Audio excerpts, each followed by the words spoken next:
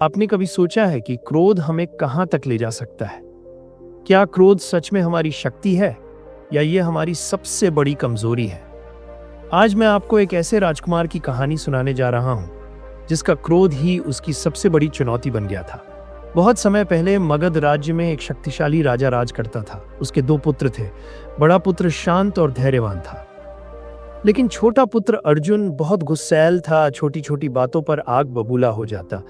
कभी किसी सैनिक पर चिल्ला देता तो कभी किसी सेवक को सजा दे देता। महल में सभी उससे डरते थे। एक दिन की बात है, महल में एक सेवक से जरा सी भूल हो गई। बस फिर क्या था, अर्जुन का चेहरा लाल हो गया। उसकी आंखों में गुस्सा जलने लगा। उसने जोर से चिल्लाकर कहा, मूर्ख तुझे, मैं अभी दंड दूंगा। सेवक डर से कांपने लगा। बड़े भाई ने अर्जुन को रोकने की कोशिश की, लेकिन अर्जुन के क्रोध के आगे कोई कुछ नहीं कर सकता था। राजा यह सब देख रहे थे। उन्हें चिंता होने लगी। अगर अर्जुन का यही हाल रहा तो वह एक अच्छा राजा कैसे बनेगा? अगले दिन राजा ने अर्जुन को अपने पास बुलाया और कहा, पुत्र, तुम्हारा क्रोध तुम्हें एक दिन बहुत बड़ी मुसीबत में डाल देगा। अर्जुन ने कहा, पिता, मेरा क्रोध मेरी शक्ति है। इससे लोग मुझसे डरते हैं और मेरा सम्मान करते हैं। राजा मुस्कुराए और बोले, शक्ति वही होती है जो नियंत्रण में रहे। अगर घोड़ा अपने सवार के काबू में न हो तो क्या वह उसे सही दिशा में ले जा सकता है? अर्जुन कुछ नहीं बोला। राजा ने फिर कहा, अगर तुम्हें सच में समझना है कि क्रोध क्या कर सकता है तो तुम्हें एक बार भगवान बुद्ध से मिलना चाहिए। अर्जुन को यह सुझाव पसंद नहीं आया, लेकिन राजा के आदेश को टालना भी आसान नहीं था। आखिरकार वह बुद्ध के पास गया। जब अर्जुन बुद्ध के पास पहुंचा तो उन्होंने मुस्कुराकर उसका स्वागत किया। अर्जुन ने बिना समय गंवाए कहा, भगवान, मैंने सुना है कि आप जीवन की गहरी बातें जानते हैं, तो मुझे यह बताइए कि क्रोध पर विजय कैसे पाई जाए। बुद्ध थोड़ी देर चुप रहे। फिर उन्होंने अर्जुन से पूछा, यदि कोई व्यक्ति तुम्हें एक उपहार दे लेकिन तुम वह उपहार न लो तो वह उपहार किसका रहेगा? अर्जुन ने कहा, जिसने दिया उसी का रहेगा। बुद्ध बोले, बिल्कुल वैसे ही अगर कोई तुम्हें अपशब्द कहे या तुम्हारे प्रति गुस्सा दिखाए और तुम उसे स्वीकार न करो तो वह क्रोध किसका रहेगा? अर्जुन ये सुनकर थोड़ा सोच में पड़ गया। फिर बुद्ध ने उसे एक पात्र दिया और कहा, इसे पानी से भर दो। अर्जुन ने उसे पूरा भर दिया।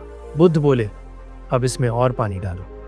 अर्जुन ने कहा, भगवान, यह और पानी नहीं ले सकता। बुद्ध मुस्कुराए और बोले, अगर मन पहले से ही शांति और धैर्य से भरा हो तो उसमें क्रोध के लिए कोई स्थान नहीं बचता।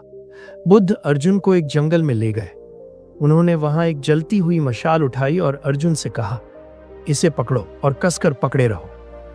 अर्जुन ने मशाल पकड़ ली, लेकिन कुछ ही देर में उसकी हथेली जलने लगी। उसने तुरंत मशाल फेंक दी।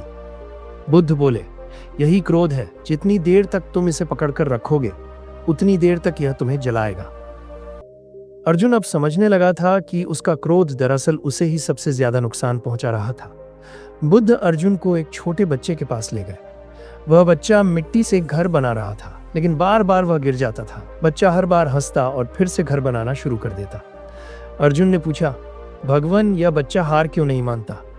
बुद्ध बोले, क्योंकि इसमें धैर्य है। जब कोई इंसान किसी चीज को पाने के लिए प्रयास करता रहता है तो वह अंत में उसे पा ही लेता है, लेकिन अगर वह क्रोध में आकर हार मान ले तो वह कभी आगे नहीं बढ़ सकता। अर्जुन ने यह सबक अपने जीवन में उतारने का निश्चय किया।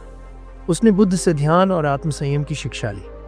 कुछ महीनों बाद जब वह अपने राज्य लौटा तो पहले जैसा नहीं रहा। अब वह हर समस्या को धैर्य और समझदारी से हल करने लगा। एक दिन महल में एक सेवक से फिर से गलती हो गई।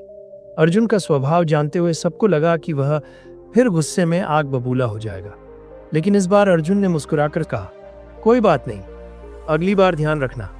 यह देखकर राजा और बड़े भाई बहुत प्रसन्न हुए। तो मित्रों, इस कहानी से हमने क्या सीखा? क्रोध पर विजय पाने के लिए हमें धैर्य और समझ की आवश्यकता होती है। क्रोध को पकड़कर रखने से केवल हम ही जलते हैं, इसलिए उसे छोड़ देना ही बुद्धिमानी है। जब भी क्रोध आए तो स्वयं से पूछें, क्या यह सच में आवश्यक है और क्या मैं इसे शांति से हल कर सकता हूं? याद रखिए, क्रोध को जीतने वाला ही सच्चा विजेता होता है।